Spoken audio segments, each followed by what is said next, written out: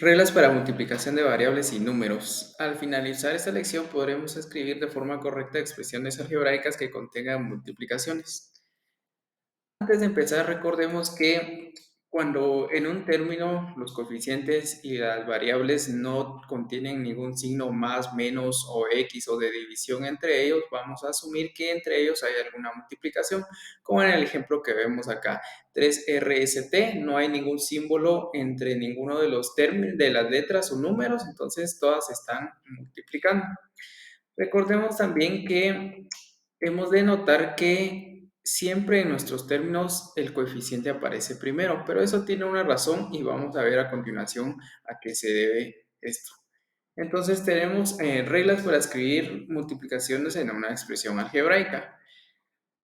Cuando analizamos los términos, específicamente la característica de semejanza entre 5a y 7ba, dijimos que los términos eran semejantes porque tenían las mismas variables con los mismos exponentes y que el hecho de que tengamos las variables ordenadas en diferente orden, en un término es AB y en el otro es BA, no afectaba el concepto de semejanza, pero sí existen algunas reglas para escribir de mejor forma las multiplicaciones dentro de un mismo término.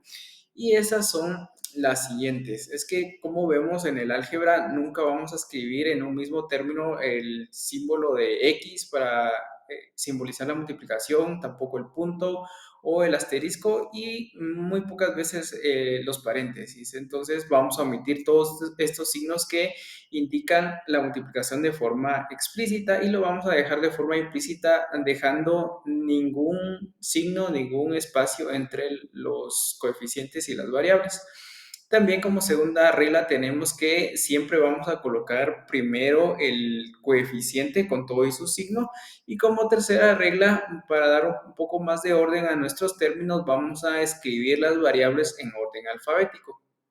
Entonces, vamos a ver algunos ejemplos. Aquí tenemos un término, 3 por B por A. Escribimos la multiplicación explícitamente con el símbolo de X, pero si queremos aplicar las normas que acabamos de ver ahora, tendríamos que escribir primero el coeficiente, que sería 3, y luego acá deberíamos colocar las variables, pero ordenadas en orden alfabético. Entonces, primero iría la A y luego la B. Un segundo ejemplo sería esto. Aquí tenemos una multiplicación, un término en el que todas las variables y coeficientes se están multiplicando por los paréntesis, pero si nosotros queremos aplicar las normas para escribir nuestro término de forma correcta y resumida, podemos primero escribir el coeficiente con todo y su signo, que es -5, luego las variables en orden alfabético, entonces nos tocaría primero la B y de último la C, y ahí tendríamos nuestro término escrito de forma correcta. Veamos un ejemplo más. Aquí tenemos las variables y, z y el coeficiente -12. Todas se están multiplicando.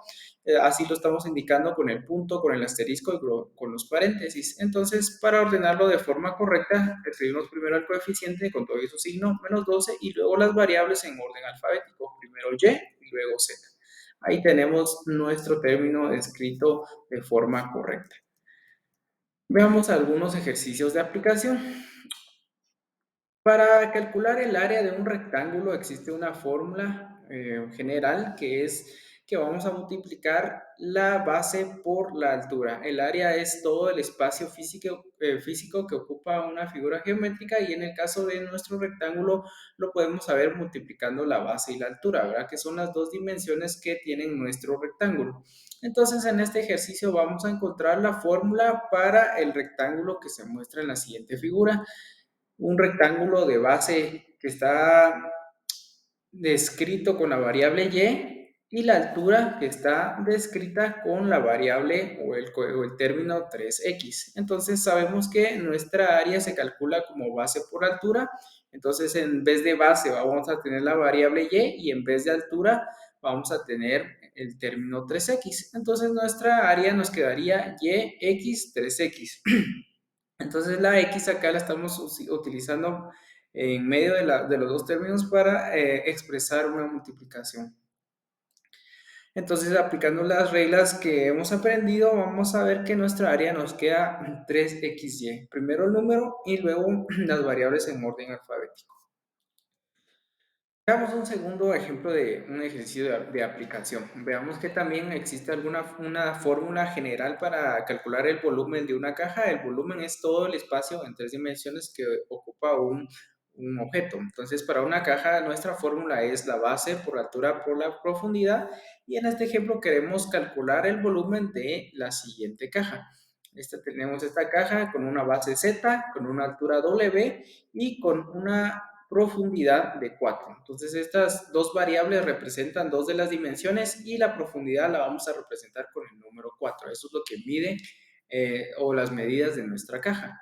Entonces, el volumen, vamos a decir que por fórmula general es base por altura por profundidad. En este ejercicio, la base es Z, la altura es W y la profundidad está dada por el número 4.